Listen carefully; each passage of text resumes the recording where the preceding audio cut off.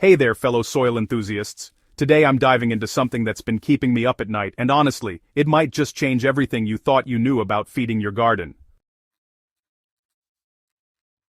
We're talking about a soil so incredibly fertile that indigenous people created it over 2,000 years ago, and it's still more productive than anything we can buy at the garden center today. I'm talking about biochar and terra preta, the medieval miracle that big agriculture desperately hoped you'd never discover.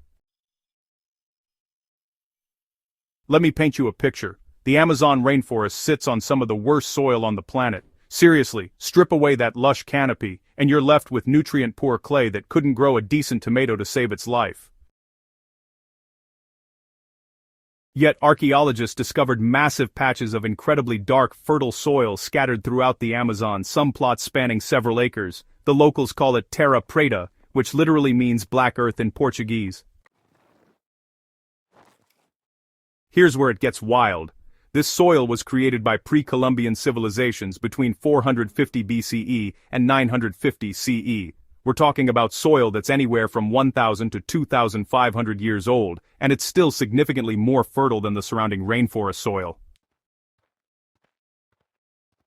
In fact, it contains 3 times more organic matter, higher nitrogen and phosphorus levels, and can hold nutrients and water like nothing else modern agriculture has managed to replicate at scale. Scientists have found that terra preta can contain up to 70 times more biochar than regular soil, and this is the key ingredient that changes everything. At its heart, terra preta is a mixture of charcoal, also called biochar, bone, manure, and various organic materials that ancient civilizations methodically added to their soil. But the real game changer is the biochar component, which is basically wood or organic matter that's been burned in a low-oxygen environment, a process known as pyrolysis. Think of biochar as a sponge on steroids. Its porous structure creates an absolutely massive surface area. We're talking about 1 gram of biochar having a surface area equivalent to half a football field. This honeycomb-like structure becomes a luxury apartment complex for beneficial microorganisms, while simultaneously holding onto nutrients and water that would otherwise wash away with the next rain. When I first created my own biochar and mixed it into my garden beds, I honestly thought the benefits were overblown. I mean, how could partially burned wood really revolutionize my growing game? But 3 seasons later, those beds are still outperforming everything else in my garden, requiring dramatically less water and fertilizer while producing more vibrant, disease-resistant plants. Here's where this story takes a turn, and frankly, it's infuriating. Industrial agriculture discovered biochar and terra preta research back in the 1960s. Scientists were documenting these incredibly fertile soils, publishing papers, and showing how they could potentially transform agriculture.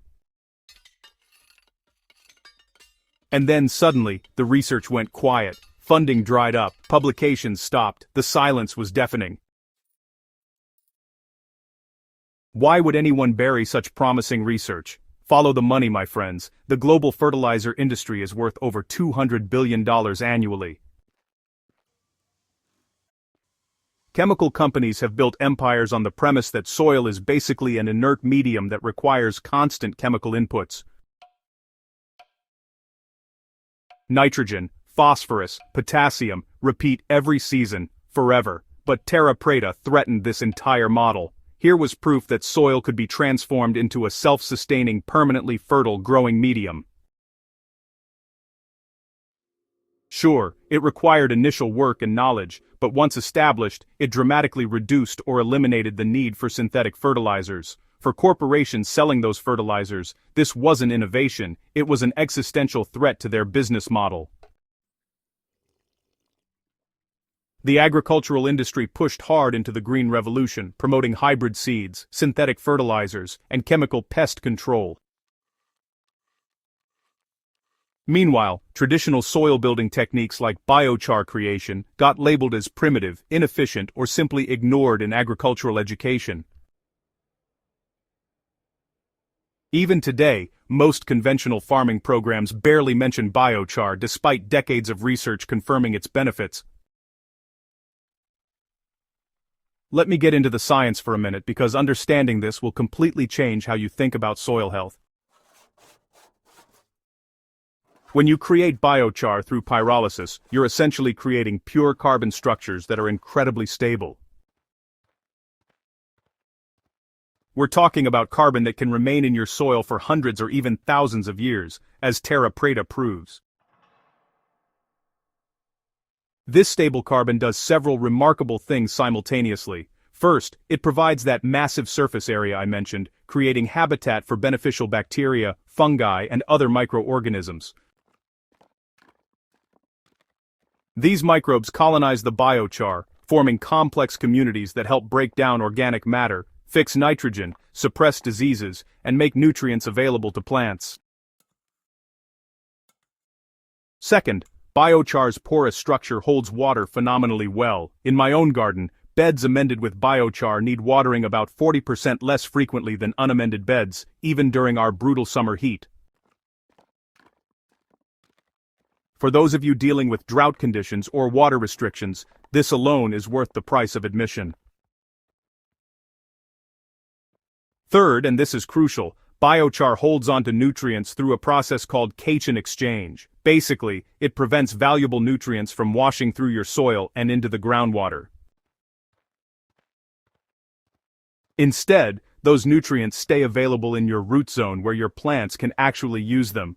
Over time, as organic matter breaks down and integrates with the biochar, this effect becomes even more pronounced. Now let's talk about how you can actually use this knowledge in your own garden. Creating true Terra Preta is a process, not a quick fix, but even initial applications of biochar will show benefits in your first growing season.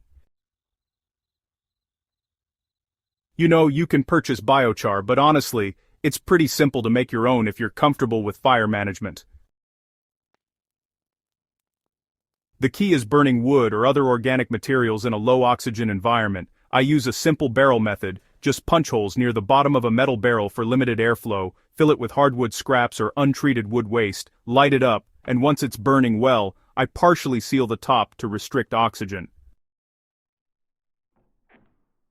You want the wood to char, not completely turn to ash. Once your biochar cools, you'll have these black lightweight chunks that look like charcoal. But don't add them directly to your soil yet. Raw biochar is like a dry sponge. It'll actually pull nutrients and water away from your plants initially. You need to charge it first. Charging biochar is simple. Soak it in compost tea-worm castings tea, or even just water mixed with a bit of fertilizer and compost. Let it sit for at least a week, allowing the biochar to absorb nutrients and begin developing microbial colonies. Some gardeners add their biochar to active compost piles and let it charge for a month or two, which works beautifully. Once charged, work your biochar into your soil at about 10% by volume. I typically mix it thoroughly into my top 6 to 8 inches of soil along with compost, aged manure, and other organic materials.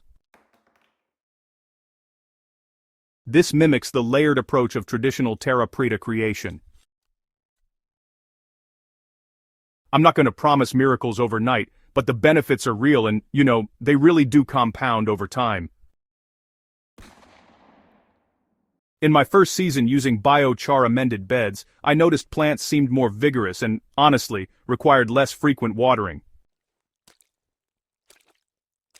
By the second season, I was seeing genuinely better yields, fewer pest problems, and, well, plants that just looked healthier overall.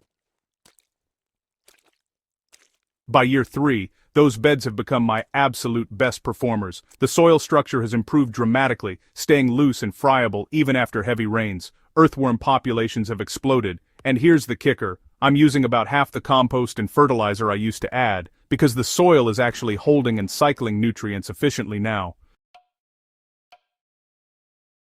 Friends, we don't have to accept the industrial agriculture narrative that soil is dead matter requiring endless chemical inputs.